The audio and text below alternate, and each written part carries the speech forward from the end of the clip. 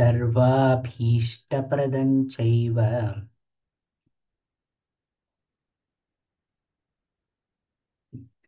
सर्वसम्पत्प्रदं सर्वभोगदं सर्वसौख्यदं सर्वाभीष्टप्रदं चैव दिव्यानामशतत्रयम् सर्वसम्पत्प्रदं सर्वभोगदं सर्वसौख्यदं सर्वाभीष्टप्रदं चैव दिव्यानामशतत्रयम् एतज्जपपरो भूयान्नान्यदिच्छेत् कदाचन एतत् कीर्तनसन्तुष्टां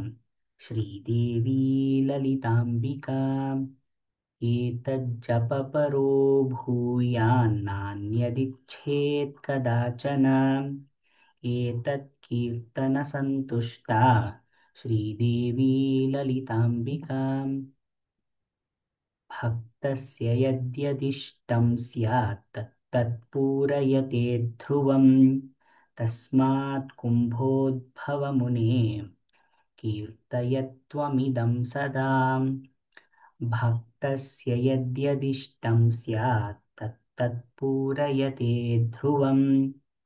तस्मात् कुम्भोद्भवमुने कीर्तयत्वमिदं सदा नापरं किञ्चिदपि ते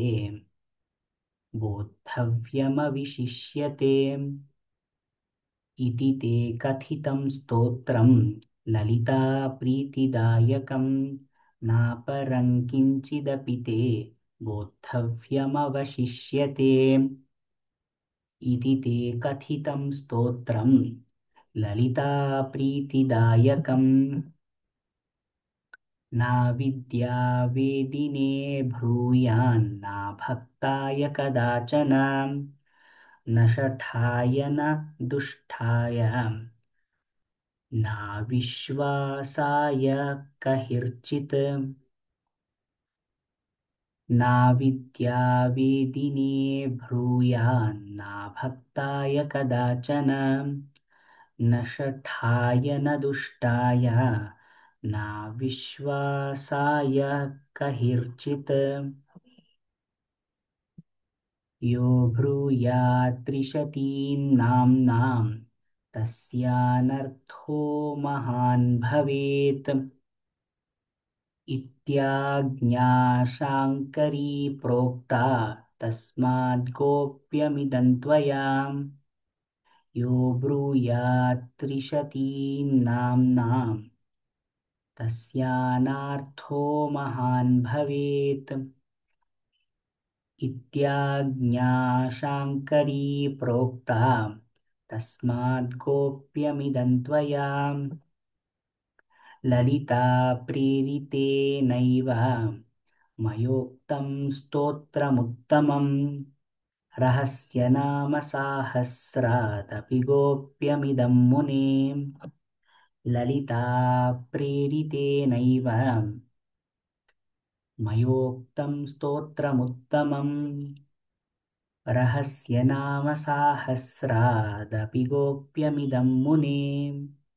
सूत उवाच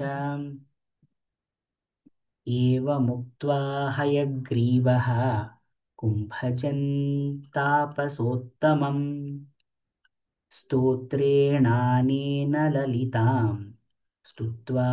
त्रिपुरसुन्दरीम् आनन्दलहरीमग्नमानसः समवर्तत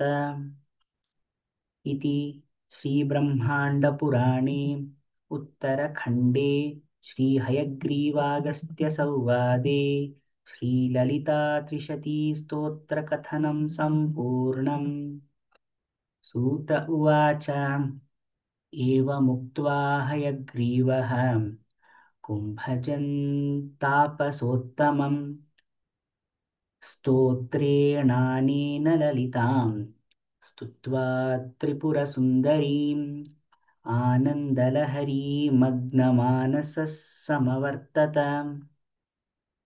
इति श्रीब्रह्माण्डपुराणे उत्तरखण्डे श्रीहयग्रीवागस्त्यसंवादे श्रीललितात्रिशतीस्तोत्रकथनं सम्पूर्णम्।